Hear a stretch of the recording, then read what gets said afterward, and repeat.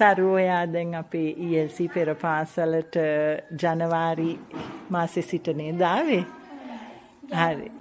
ඔව්. එතකොට පොඩ්ඩක් කියන්නකෝ ඔයා මෙහෙට එන්න කලින් දැන් ඔයාගේ දරුවා මෙහෙට දාපු එකෙන්නේ ඔයා මෙහෙට එන්න ගත්තේ පාසලට. ඔව්. එතකොට ඔයා මෙහි වැඩට එන්න කලින් කොහොමද ඔයාලගේ පෞල් ජීවිතේ? ගොඩක් දුරට දුෂ්කර කාලයක් ගෙවුවේ. බබාව මෙහෙට දාගන්නත් ගොඩක් අමාරු. ඒ කියන්නේ හිතුවේ නෑ ගන්න පුළුවන් මේ කියලා.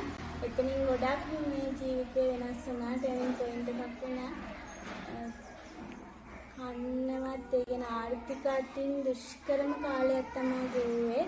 ඇත්තටම බබා පාසලට සම්බන්ධ වුණාමවත් හිතුවේ නෑ මටත් මේ විදිහට පාසලට සම්බන්ධ වෙන්න පුළුවන් නේ කියලා. ඒකත් අහම්බෙන් සිද්ධ වුණේ.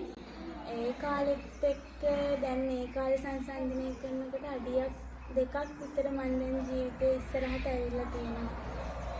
ඔව් ඉතින් තරුෂි ඔයාගේ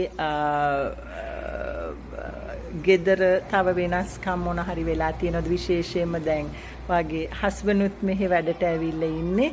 එයා කලින් ප්‍රශ්නයක් තිබිලා මෙහෙට වැඩට ආවේ. ඉතින් කොහොමද එයාගේ ජීවිතේ වෙනස? ශාන් කියන්නේ ගොඩක් ඒ කියන්නේ එයාගේ අම්මා කියනවා වගේ චූටි කාලේ ඉඳන්ම දරුණු චරිතයක්. ගොඩක් අර නෙල්ල කරන්න අමාරුයි. මෙහෙට වැඩට ආවට පස්සේ ටිකක් එයා කන්ට්‍රෝල් වෙනවා. කියන දේට හොංකන් දෙනවා. එහෙම අර එයාගේ පාලනයක් වුණා. මොකද්ද හිතන්නේ ඔක්කොටම හේතුව? මේ භූමිය හැමෝම කියනවා වගේ මාත් විශ්වාස කරන දෙවියන් වහන්සේ කියනවා නම් මෙතන වැඩ ඉන්නවා කියලා. ගොඩක් දුරට ඒක තමයි හේතුව භූමිය. නඩන්ගේ කරුණාව ඒ හැමදේම තමයි ජීවිතේ ඉස්සරහට එන්න ගොඩක් බලපෑවේ. දුෂ්කර කාලයක් හරි අමාරුයි. කිලෝමීටරයක් විතර වතුර ඇදපු කාලයක් තිබ්බා ගෙදර වතුර නැතුව. දැන් වතුර ලයින් එක අරගෙන ටැංකියක් හදාගෙන ගේ ළඟට පෙරේද තමයි සිංක් එකක් හයි කරගත්ත කුස්සියට. දැන් ගොඩක් ලේසි ජීවිතේ පහසුයි ජීවිතේ එපා වෙලා තිබ්බ කාලයක් තිබ්බා හැමදේම.